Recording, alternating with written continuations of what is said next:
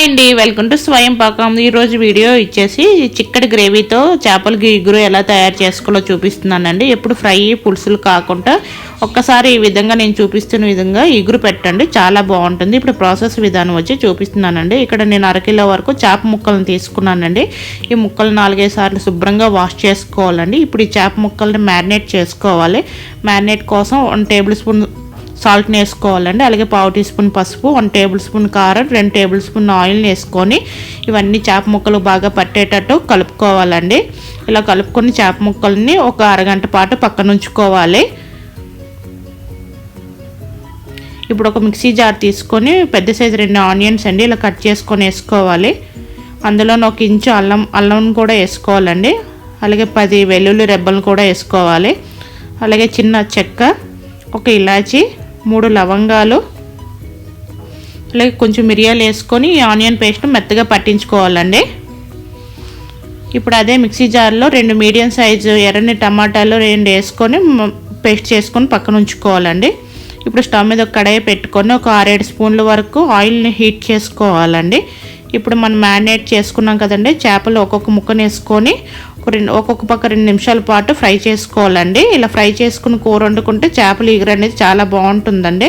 అలాగే చేపల కూర ఉడికేటప్పుడు కూడా ఈ చెదరకుండా ముక్కపాలంగా ఉంటాయండి ఇలా ఫ్రై చేసుకోవడం వల్ల. ఇలా ఫ్రై చేసుకున్న ముక్క కూడా చాలా టేస్ట్గా ఉంటుంది. ఉప్పు కారాలు కూడా ఈ ముక్కకు చాలా బాగా ఉంటాయండి, పట్టుకుంటాయి. ఇలా ఫ్రై అయ్యాయి కదండి, ఒక్కొక్క పక్క 2 నిమిషాలు ఎర్రగా ఫ్రై చేసుకొని ఒక ప్లేట్లోకి తీసుకోవాలండి. ఈ చేప ముక్కలు అనేవి ఇలా ఫ్రై అయ్యాయి కదండి, వీటిని ఒక ప్లేట్లోకి తీసుకోవాలి. ఇప్పుడు అదే ఆయిల్లోనండి మన ఆనియన్ పేస్ట్ని చేసుకున్నాం కదా, ఆనియన్ పేస్ట్ని వేసుకొని ఆయిల్ రిలీజ్ అయినంత వరకు ఎర్రగా వేయించుకోవాలండి ఆనియన్ పేస్ట్ అనేది. ఈ ఆనియన్ పేస్ట్ ఒక 50% వేగినాక ఇందులో 4 కట్ చేసిన పచ్చిమిర్చి, 1 రెమ్మ కరివేపాకు వేసుకొని ఆయిల్ రిలీజ్ అయినంత వరకు ఆనియన్ పేస్ట్ అనేది వేయించుకోవాలండి.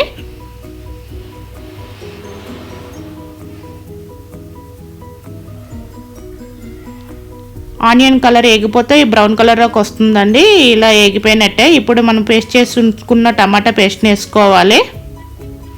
టమాటా నుంచి పచ్చివాసన పోయిన వేయించుకోవాలండి.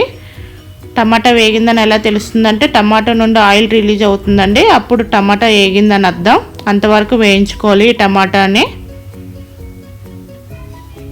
ఇలా ఆయిల్ రిలీజ్ అయింది కదండి, టమాటా కూడా ఏగిపోయింది.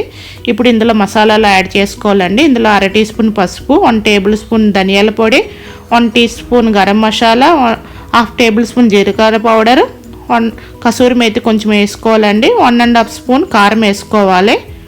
ఒకసారి బాగా కలుపుకోవాలి. ఒకసారి బాగా కలుపుకున్నాక మసాలాలు మాడకుండా కొంచెం అండి ఒక 4-5 స్పూన్ల వరకు వాటర్ని వేసుకోవాలండి. వాటర్ని వేసుకొని ఒకసారి బాగా ఆయిల్ రిలీజ్ అయినంత వరకు ఈ మసాలాని ఉడికించుకోవాలండి. నేను సాల్ట్ వేయడం మర్చిపోయానండి, ఈ స్టేజ్లో వేసుకుంటున్నాను. కూరకు రుచికి తగినంత సాల్ట్ని వేసుకుంటున్నాను.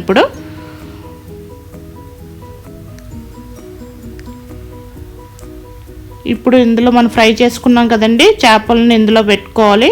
ఈ మసాలా పేస్ట్ పైన చేపలను అన్నీ పెట్టుకొని గ్రేవీకి కావాల్సినంత వాటర్ని అండి నేను 1 గ్లాస్ వరకు వాటర్ని యాడ్ చేస్తున్నాను.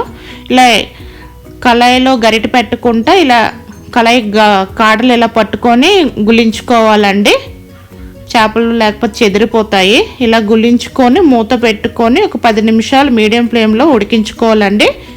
మనకు 10 నిమిషాల్లో అనేది గ్రేవీ ఇలా దగ్గర పడుతుంది. ఇలా దగ్గర పడితే కర్రీ రెడీ అయిపోయినట్టండి. ఇప్పుడు ఈ స్టేజ్లో ఒకసారి గులించుకోవాలండి. కళాయి అనేది గులించుకొని కాస్త కొత్తిమీరని వేసుకొని స్టవ్ ఆఫ్ చేసుకోవడమేనండి. అంతేని చికెన్ గ్రేవీతో చేపల ఇగురు రెడీ అయిపోయింది. మీరు కూడా ఇలా ట్రై చేయండి. ట్రై చేసి ఎలా వచ్చిందో నా కామెంట్ సెక్షన్లో చెప్పండి. మీకు కనుక ఈ రెసిపీ నచ్చినట్టయితే లైక్ చేయండి, షేర్ చేయండి, నా ఛానల్ సబ్స్క్రైబ్ చేసుకోండి. Thank you for watching.